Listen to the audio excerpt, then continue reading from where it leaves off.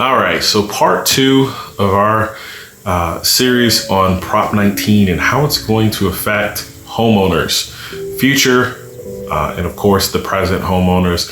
And this is going to have significant ripple effects on the housing market moving forward. So we'll dive into that shortly. If you've not seen my first video on the good and the gray side of Prop 19, please look it up on YouTube.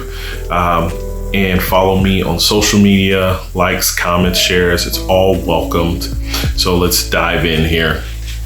Prop 19 has a really interesting complexity to it now for any homeowner that had the intention of passing on their property or properties to their heirs, their kids, their grandkids.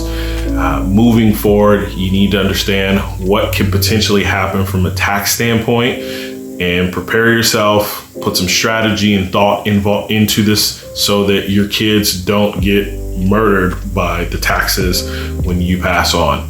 So let's talk about what it was before and what it is now.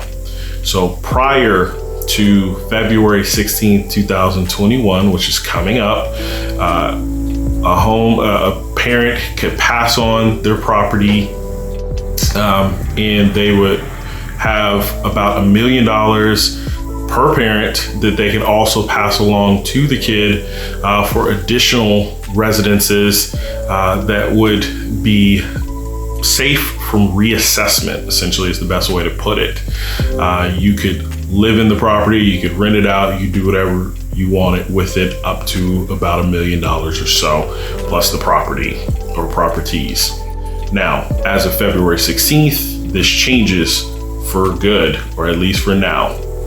So what this will look like is if you're a homeowner that bought a property, let's say decades ago, for $80,000 as its assessed value, and it's now worth $2 million, which is super cool. Your kid, prior to February 16th, could have lived in it, rented it out. If they decided to sell it, there would be a step-up basis of about roughly the $2 million in value. They could sell it and they wouldn't be hit for income tax. That's now changed. So if that same example, your $80,000 assessed value now is $2 million and your child takes it over, two things have to happen here to meet some certain standards. Number one, you have to be transferring a property to your child that was your primary residence. Number two, your kid has to use this as their primary residence and use it and move into it immediately after the transfer. They have up to 1 year to apply for the exemption that follows. You would be able to subtract the $80,000 plus $1 million in assessed value to the property, and the remaining $920,000 unfortunately does not get covered in the grandfathered tax rate. You would be paying that at a normal tax rate. So very important to note here. What that would really equate to for someone who's taking over the house, and this is your primary residence, is an additional $9,200 in taxes that you're paying per year, more than the parent. Now, if said kid decided they did not want to take the house, they wanted to rent it out, it's not going to be used as a primary residence, they're now responsible for paying taxes on $2 million worth of assessed value on the home, which is going to be well over $20,000 in taxes that they're paying on it annually. So there's a significant difference.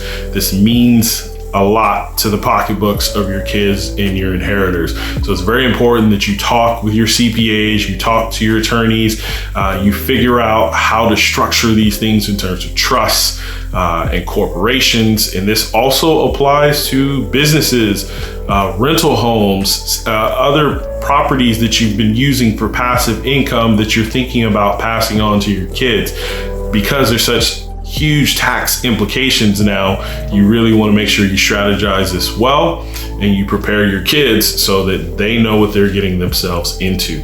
That's unfortunately the bad side of this, because it will affect a lot of the middle class, mom and pops, but there's still silver linings to this that can be a huge benefit.